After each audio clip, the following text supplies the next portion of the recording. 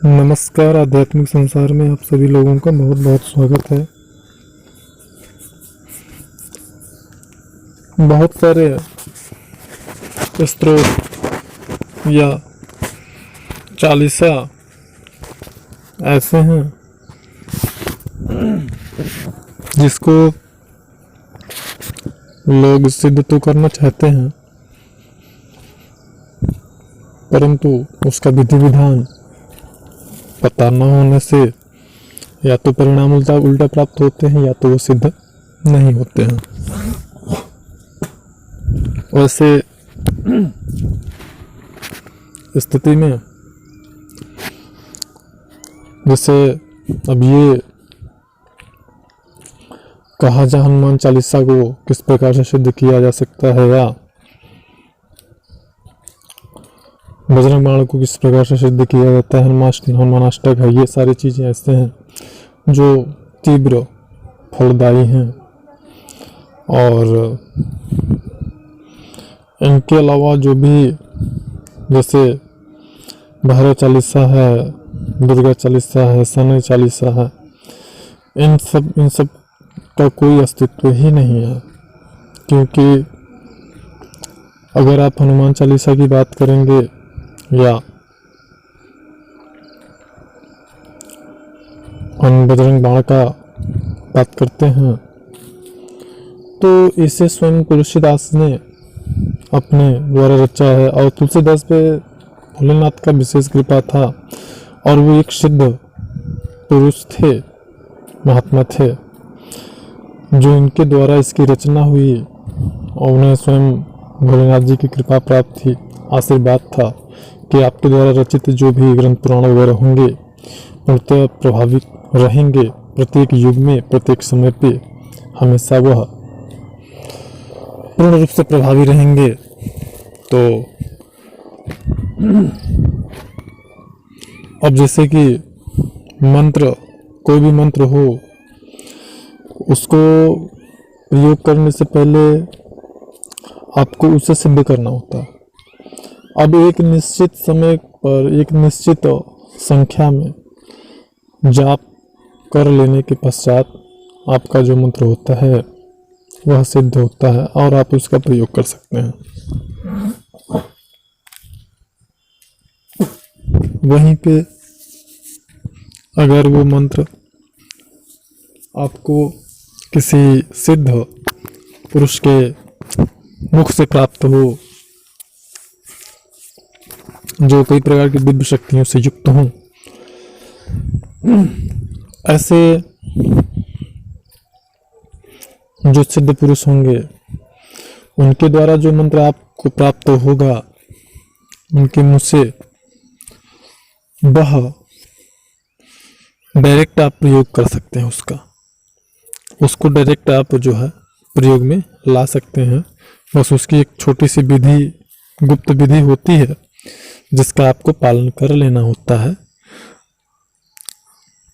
और उसके बाद आप उसका प्रयोग कर सकते हैं। और यही कारण है कि आपने सुना होगा कि गुरु दीक्षा का जो प्रचलन है, गुरु दीक्षा क्यों जो शिष्य होते हैं वो अपने जो है गुरु से दीक्षा यानी मंत्र प्राप्त करते हैं, वो इसलिए क्योंकि मैंने अपने प्रीवियस वीडियो में ये जानकारी प्रदान किया है।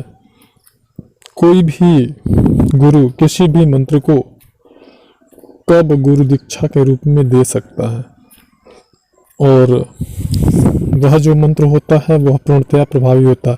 प्रभावी का तात्पर्य यहाँ पर सिर्फ इतना है कि अगर मंत्र सिद्ध पुरुष के मुख से आपको प्राप्त होता है तो जब आप उस मंत्र का जाप करते हैं तो अध्यात्म में बड़ी ही तीव्र गति से आपका विकास होता है और आप निश्चित रूप से सफल होते हैं। आपका ध्यान एकाग्रचित होने लगता है, मन आपका एकाग्रचित होने लगता है। और जैसा कि हम सभी जानते हैं, जिसने अगर मन पे कंट्रोल कर लिया, मन को साध लिया, तो फिर उसे के लिए कुछ भी दुर्लभ नहीं होता है। वह जो चाहे उसकी हर मनोकामना पूरी होगी और जो चाहे वो प्राप्त कर सकता है। तो यही चीज होती है किसी सिद्ध पुरुष, सिद्ध महात्मा के मुख से किसी मंत्र को प्राप्त करने की जो महात्मा है, वो मैंने विस्तृत रूप से अपने प्रीवियस वीडियो में प्रकाशित किया है, जिसको आप देख सकते हैं। यहाँ पर हम हनुमान चालीसा और बजरंग बाण की बात करेंगे तो वही चीज यहाँ हनुमान चालीसा और बजरंग बाण पर लागू होता है। हालांकि आज के समय दौर में जो बजरंग बाण की किताब हैं, मिलती हैं, तो उनमें थोड़ी अशुद्धता आ गई है और शुद्ध रूप से किताब जो है बजरंग बाण का लिखा हुआ, बजरंग बाण की जो पूरी इनका जो स्रोत है, ये एक साबर मंत्र का प्रारूप है और इसको प्रयोग करने की विशेष विधि भी होती है और इसको जागृत करने की, सिद्ध करने के लिए अलग विधि होती है और इसीलिए ये आज भी प्रभावी हैं और हमेशा रहेंगे। और जो चालीसा वगैरह हैं, लक्ष्मी चालीसा, दुर्गा चालीसा, शंकर चालीसा, भैरव चालीसा, इन चालीसों का कभी कहीं कोई अस्तित्व नहीं है, ना तो किसी ऐसे किसी सामान्य व्यक्तियों के द्वारा रचित है। अब उनका प्रयोग करके भावानुसार किसी व्यक्ति का कल्याण हो जाए वो अलग चीज है, लेकिन कहीं अस्तित्व में ये चीज हमारे शास्त्रों में भी नहीं है। लेकिन बजरंग बाण या हनुमान चालीसा की आप जो है शास्त्रोक्त इनका प्रमाण भी मिलता है और अस्तित्व भी मिलता है।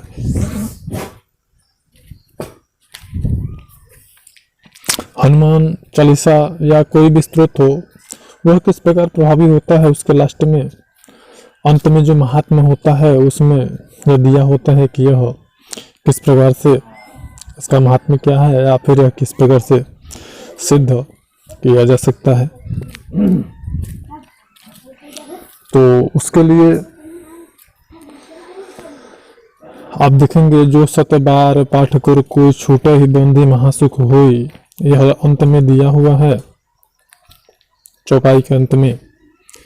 तो तुलसीदास जी एक समय था जब बंदी गृह में थे, उस समय उन्होंने हनुमान चालीसा का रचना किया था और इसके प्रभाव से वहाँ पे बहुत सारे बंदर वगैरह आ गए थे और वहाँ के सैनिकों को काफी उन्होंने परेशान किया और अंत में उन्हें तुलसीदास जी को छोड़ना पड़ा। यह हमारे शास्त्रों में वर्णित है। तो इसी प्रकार अगर कोई व्यक्ति है जो बंदी गृह में है और वह निर्दोष है, ऐसा नहीं कि आपने किसी की हत्या कर दी, किसी का बलात्कार कर दिया, आप अंदर चले गए, 100 बार अगर आपने बजरंग बाण का अनुष्ठान करके पाठ किया तो फिर आप छूट जाएंगे, ऐसा नहीं है। अगर आप निर्दोष हैं, उस दशा में अगर यह प्रयोग करते हैं तो आप निश्चित रूप से आप जो है बच जाएंगे, आजाद हो जाएंगे, स्वतंत्र हो जाएंगे। बजरंग बाण हनुमान चालीसा जो है यह किसी ग्रह मतलब ग्रहण काल में आप अगर 100 बार इसका अनुष्ठान करते हैं या विशेष मुहूर्त में तो यह सिद्ध हो जाता है। फिर आप इसका प्रयोग कर सकते हैं। इसके प्रयोग भी कई प्रकार से, कई विधियां हैं, अलग अलग प्रकार से होती हैं। और याद रहे कि जो 100 बार पाठ करी कोई, यानी कि इसको केवल 100 बार ही करना है, ना तो 101 बार करना है, ना 101 बार करना है, ना तो 99 97 बार करना है। अपनी खोपड़ी नहीं लगाना है इसमें, और जो रचित है बस उसी प्रकार से आप इसको सिद्ध करें। अपना अगर आप खोपड़ी लगाएंगे तो नुकसान हो जाएगा। उसी प्रकार बजरंग बाण को आपको 108 बार बजरंग बाण का पाठ करना होता है शुभ मुहूर्त, शुभ दिशा काल में। तो ये बजरंग बाण आपका बहुत ही अच्छा कार्य करता है। और ये बजरंग बाण बहुत ही ज़्यादा पावरफुल है और खतरनाक भी है। इसमें जो चौपाई एक है, जही बजरंग बाण जही मारे ताहि पर कौन उबारे, ये बजरंग बाण जही मारे ताहि कहो फिर कौन उबारे। आने वाली वीडियोज में हम हनुमान चालीसा या बजरंग बाण के बारे में विशेष जानकारियाँ प्रदान करेंगे, प्रकाशित करेंगे। अगर जानकारी अच्छी लगी हो तो लाइक करें और चैनल पर नए हैं तो सब्सक्राइब करें, बेल आइकन को इनेबल करें ताकि लेटेस्ट अपडेट से अपडेट रहें। और शेयर करें। मिलते हैं नेक्स्ट वीडियो में, तब तक के लिए नमस्कार।